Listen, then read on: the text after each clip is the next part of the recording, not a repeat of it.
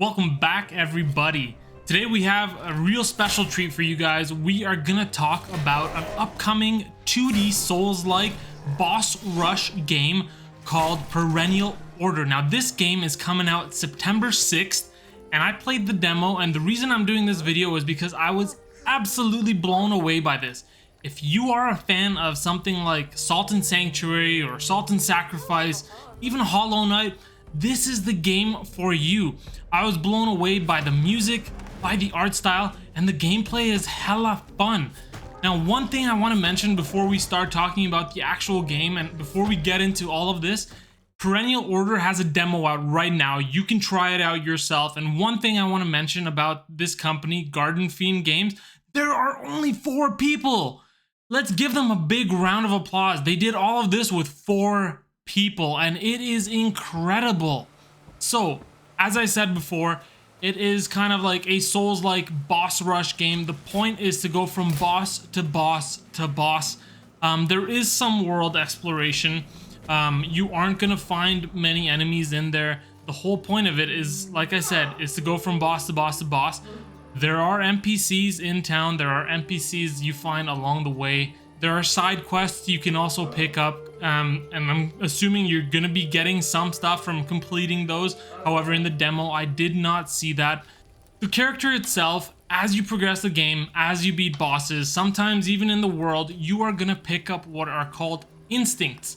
Now, these instincts are basically equipable abilities. You can only have a certain amount. I'm assuming your memory is going to grow over time as the game progresses, so you'll be able to imprint more instincts.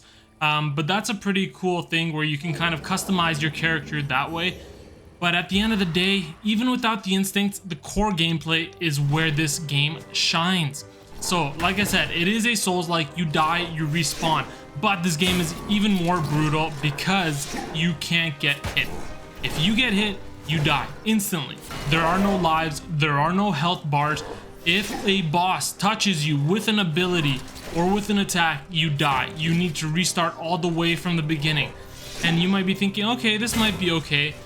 And it kind of is. It's a challenging game, absolutely, but it is completely fair. In the demo, I got to test out 3 different bosses. The first one was kind of like a tutorial boss, and then I got to test out 2 real bosses. One that I'd say is like a medium difficulty, like 4 out of 10, and the other one was probably a 7.5. You'll see that closer to the end of the video. Each of these bosses had 2 phases, and so this is where it becomes really brutal. They had 2 phases, which means if you got hit in the second phase, you are restarting all the way from the beginning. You have to do that first phase again. So it's really a large part about learning the boss's moveset. If you like something like that, you know, like Sekiro, for example, where you have to learn the timings and you have to learn the boss's moveset, this game is gonna appeal to you. Similarly, the whole like one hit and death mechanic is very reminiscent of something like Ghost Runner, which I was also a huge fan of. Now, that's not a Souls-like game at all, but that one hit and death mechanic reminds me of it. And I don't have really any issues with that type of mechanic as long as the boss fights are fair.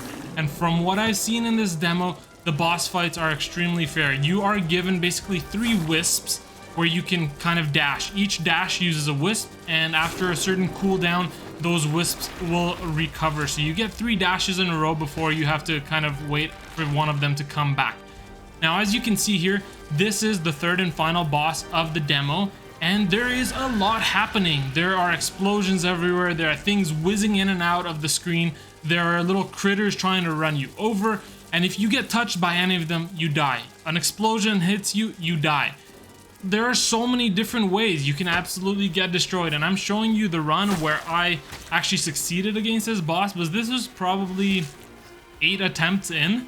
You know, that's a good amount. So, it took me a little while, and I think the most annoying part of this is if you get hit and you die in the second phase, well, you're restarting all over again. So if that boss fight is 3 minutes and you're at the 2-minute 30 mark and you die, well, you're gonna have to do it again.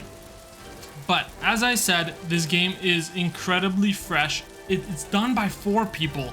The music soundtrack, every time I got into a boss fight, I was so pumped because I was like, what music am I gonna hear this time? The music really pumps you up.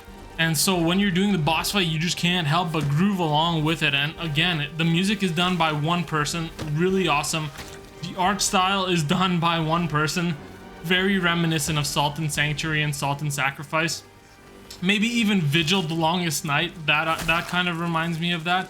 It's that 2D Souls-like, beautiful, gothic look, and I am a huge fan of that. So I can't wait to play this game. It's coming out September 6th, I believe, for basically PC, PS5, and Xbox. Not sure if it's on the older consoles too, but I'm 100% going to be playing this.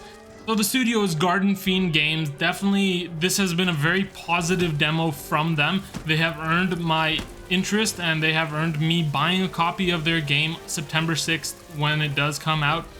Once again, guys, thanks for watching the video. If you could hit the like button and subscribe, that would be absolutely incredible. I really appreciate your support, and I will see you guys next time. See ya.